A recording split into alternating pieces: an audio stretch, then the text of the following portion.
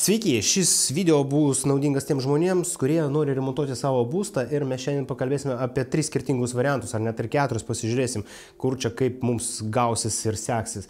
Daleiskim, pasikalbėsime apie lubos ir kokią apdailą galima pasirinkti.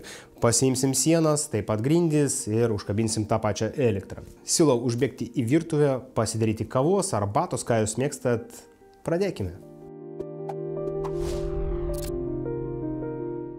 Kaip aš ir žadėjau, pradėkime nuo lubų ir bus 3 skirtingi variantai. Turbūt pats pigiausias, greičiausias, saugiausias ir ekologiškiausias, va taip gal pavadinkime, tai įtempiamos lubos. Nes didelis pliusas, kad labai švariai, labai greitai, labai, ta prasme, pinigų santykis irgi gana geras. Tada antras variantas, tai mes galim tinkuoti lubos, glaistom, šveičiam, gruntuojam ir dažom.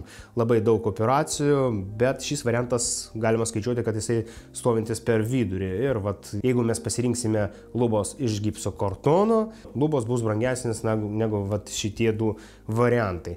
Kodėl? Nes visos medžiagos kainuoja, sunešti kainuoja, o taip pat ir tą apdailą reikia gerai atlikti, nes dažniausiai tik kalbama, kad ten mes geriausi, mes ten protingiausi, mes galim, tas negali, mes galim, bet paskui, kai mes važiuojame į objektus, žiūrim, kokia kokybė pridaryta, tai prikabinsiu net ir tų pačių nuotraukų, liktai iš akės taip dieną atrodo viskas gerai, bet jeigu įsigilinti, tai ten košmaras paprasčiausiai. Tai pabrėžkime apie lubas, jeigu norime labai greitai, taupiai, ta prasme, pinigų santykis, kad ir kokybė ir pinigų santykis būtų geras, tai įtempiamos lubos ir labai, kas yra svarbu, tai švarėja, ne? Mums nereikia labai ten kažką tai lipdyti ir glaistyti, ne? Ir labai daug tų šiukšlių, labai daug to glaisto. Tvarkos tikrai jūs nematys tik tai, kai pasibaigs remontas, o čia viskas švariai. Tada per vidurį mes tinkuojame lubos, išlyginame ir dažome. Ir trečias variantas, aš skaičiuoju, kad jisai brangiausias, nes prireiks ir profilių, ir įvairių medžiagų, vėl paskui glaistyti ir taip toliau. Ir dar reikia šitą darbą atlikti taip gerai, kad nebūtų įtrūkimų ar vėliau ten po pusę metų, kai atliktas remontas, kad būtų kažkokių tai... Aš nenorėčiau, kad, aišku, jūs su laiku ten pamatytumėte kažkokių tai bangų. Tai su lubom mes viską išsiaiškinam. Tada judame į priekį. Sienas. Apie sienų dažymą galima kalbėti labai daug.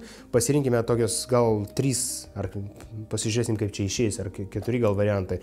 Paprasčiausias būdas, tai jeigu pas jūs mūrinis namas ir labai dažnai yra tų įtrūkimų, tai yra vienintelis variantas, tai išglaistyti sieną ir klijuoti tapetus. Tapetai gali būti paprasčiausi, popieriniai, bet vėl tas raštas ir iš viso, jeigu jums patinka. Jeigu paprasčiausiai jums nepatinka tie tapetai, kaip ir man, nes aš jų iš viso nemėgstu, nes man tai atrodo kaip sovietų laikų tie remontai, iš viso nekenčiu tų tapetų, taip tarp mūsų šnekant. Jeigu tik tai kažkokia tai viena siena, daleiskim, kaip ir pas mane už nugaros, tai gal ir neblogas sprendimas, tai pasakykim. Bet jeigu pilnai klijuoti visą butą, vėl, bet aš kalbu apie save. Jeigu jums patinka ir tai labai jaukiai, galite išvengti tų trūkimų ir pasidaryti tokią apdailą ir padaryti tokią apdailą, išklijuoti savo sienas tapetais. Jeigu jums nepatinka, kaip ir man, tada yra kitas variantas, mes galim nupirkti dažomus tapetus, irgi labai puikus, sakyčiau, variantas ir dažniausiai ir mes savo objektuose taip darome, nes jeigu jaučiame, kad ten nuo įtrūkimų niekur paprasčiausiai negalim pabėgti, kad su laiku išlys, tai galima išklijuoti dažomais tapetais, o tada mes paprasčiausiai dažome tą spalvą, kurią ir norėjome išdažyti. Aišku, ant tos sienos bus raštas, žiūrint, kokį apšvietimą jūs pasirinksit, bet jūs beveik 100% galėsite panaikinti visus įtrūkimus. Tada kitas variantas, tai dažomos sienos dažniausiai, ką žmonės renkasi, nes tai atrodo ir švariai. Aš mėgstu tą žodį pasakyti kaip ir steriliškai, nes tikrai viskas aštriai, viskas, ta prasme, lygiai. Ant tokių sienų matosi visi niuansai. Daleiskim, jeigu yra įtrūkimų arba su laiku pasirodys kažkoks įtrūkimas, pačio tinko įtrūkimas, tai mes iškart matysime. Šiais laikais galima nuo to pabėgti, vėl pasidaryti tą apdailą ant tiek gerai, daleiskim mes, jeigu lyginame sienas, bet vėl čia kainuoja pinigėlių ir mes galim armuoti visą sieną, o tada glaistyti ant viršaus ir išvengti įtrūkimų.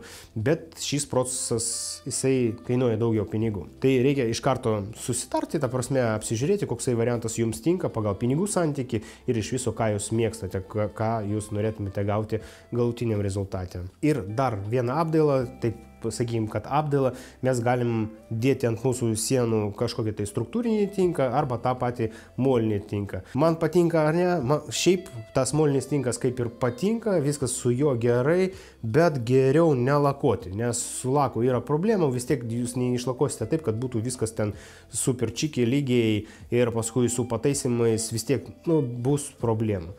Tai geriau, mano patarimas, nelakuokite. Dabar kurį variantą pasirinkti? Paprasčiausias tai būtų išklijuoti tapetais. Toksai vidutinis variantas tai aišku būtų išglaistyti kažką tai ir išdažyti, bet bus įtrūkimų. Jeigu bandote išvengti įtrūkimų ir vėl gana tokį biudžetinį variantą pasidaryti, kažkiek tai pasitaisyti tą sieną, išklijuoti tapetais, dažomais tapetais ir išdažyti. Jums prireiks ir glaistyti, ir tapetų prireiks, ir dažų. O tada turbūt brangiausias variantas tai aišku ištinkuoti sieną ir užarmuoti, kad nebūtų išvengti tų įtrūkimų ir dėti molinį tinką. Turbūt brangiausias variantas, bet aš skaičiuoju, kad ir kaip ir mes dažome tą sieną arba dedame molinį tinką, maždaug pinigų santykis vienodas. Apie elektrą, nes prieš tai, kai mes taisom sienas arba kažką tai klijuojam, reikia pasižiūrėti, atsižvelgti į mūsų elektrą.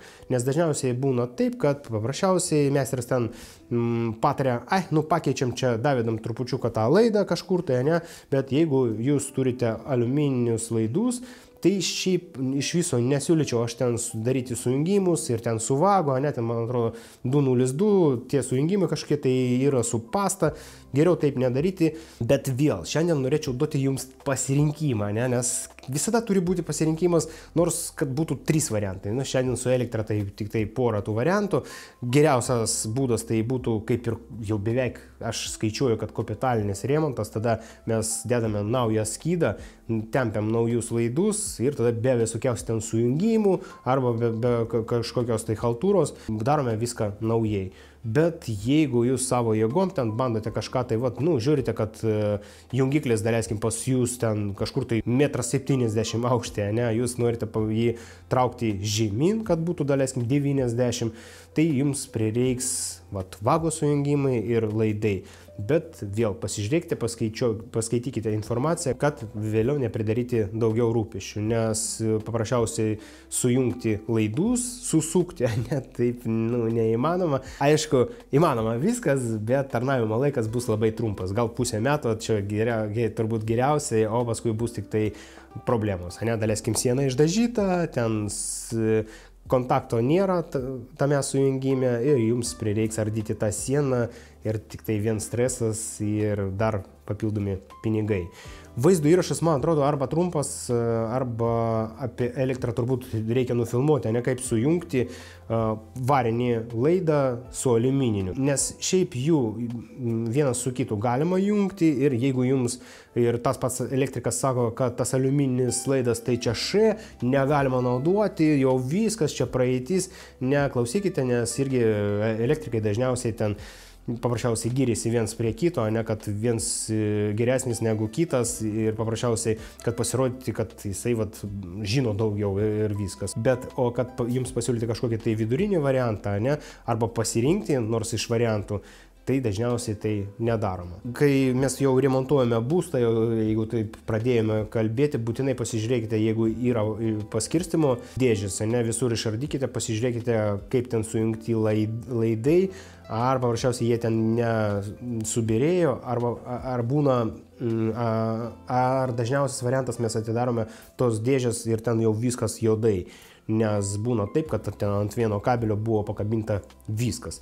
Nes dažniausiai ten praeitais laikais labai kilpoja iš vienos rozetės į kitą elektrikai, o tie laidai paprasčiausiai neišlaiko. Tai jeigu jau atsinaujinate, klijuojate tapetus, pasižiūrėkite vat tokius niuansus. Būtinai atkreipkite dėmesį į vat tokius niuansus. Dar vienas labai svarbus dalykas, apie kurį reikia pakalbėti, nes būna sumontuoti automatai B16, vat ir dabar mes gavome būtą ten visur B16. Taip negalima daryti, nes dažniausiai jeigu apšvietimui laidas eina 1,5, ne 3,5, tai mums ir reikėtų tada ir automatą montuoti B10.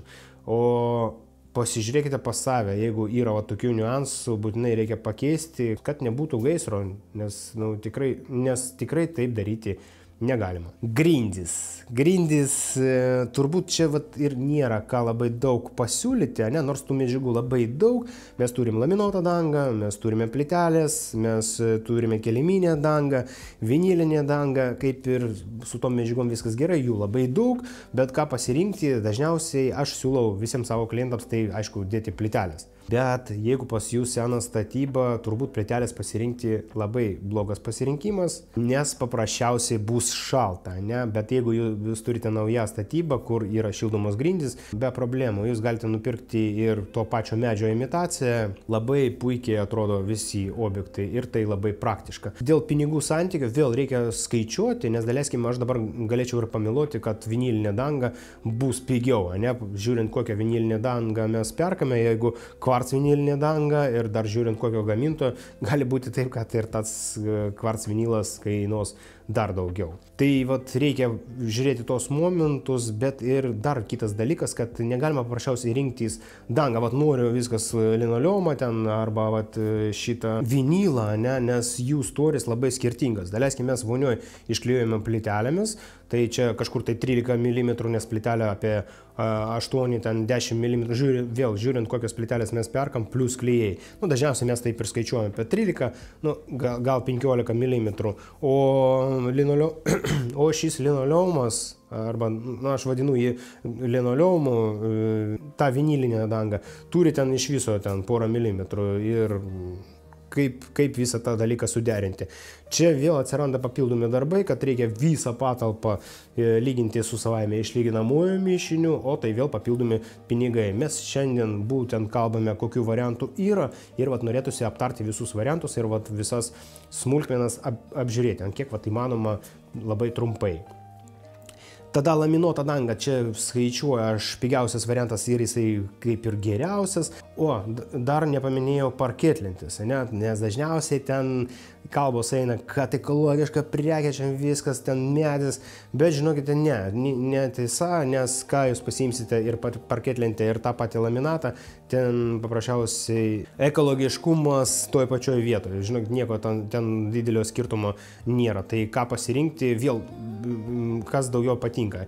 Jeigu grinai jūs mėgstate, kaip atrodo medis, aišku, galima pasirinkti parketlentės, bet vėl reikia atsižvelgti į tą storį. Bet čia jau paprasčiau. Tas storis vis tiek pasikelia visur, visam bute arba name. O sanmazgę mes galim ten išlyginti 5 kvadratai, čia nėra daug. O jeigu mes lyginame visą patalpą, daleiskim, būtą turim 60 kvadratinių metrų, tai 60 kvadratinių metrų išlyginti tikrai kainuos pinigų, negu, daleiskim, išlyginti paprastą vonią. Tai į tą dalyką irgi atkreipkite savo dėmesį. Pagal pinigus vėl mes grįžtame, pirmas variantas tai laminuota danga, nes ir labai greitai padaromas darbas ir labai gerai atrodo ir pinigų santykis ir gatavas produktas, aišku, sakyčiau, aukštam lygyje.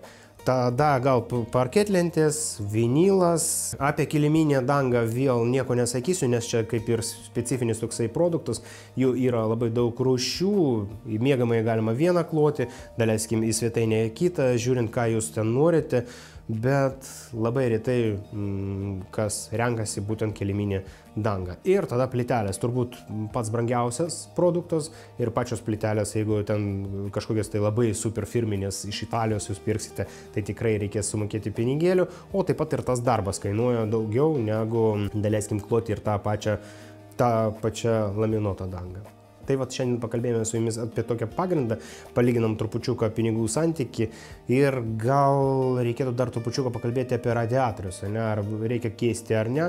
Vėl jums rinktis, jeigu iš design pusės jums nepatinka, kaip sovietinių laikų tie blokiniai namai atrodo tas radiatorius, tai aišku keiskite, bet darykite tai sezono pradžioje, nes daleiskim yra tokių objektų ir dabar, vat, mes beveik rugsėjo mėnesis ant nosies, ne, tik tai liko kiek čia savaitė, o pas mus dar radiatoriai nepakeisti. Tai vat, dienos bėgė rytoj arba poryt bus padarytas šis darbas. Ir pačiam gale. Čia, žinokite, ir tas stresas, ne, kad reikės permesti šitą darbą kitam laikui, vėl ten žmonės jau gyvens, kaip ten važiuoti, tinkuoti, šveisti ir dažyti.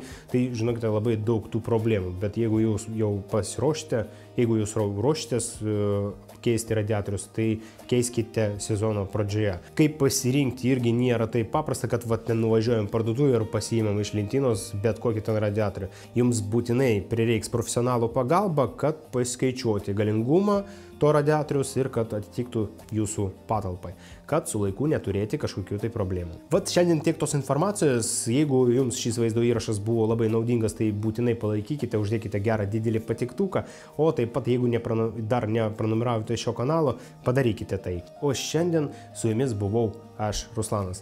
Labai malonu buvo su jumis pabendrauti, nepraleiskite kito vaizdo įrašo, nes mes su jumis pasimatysime jame.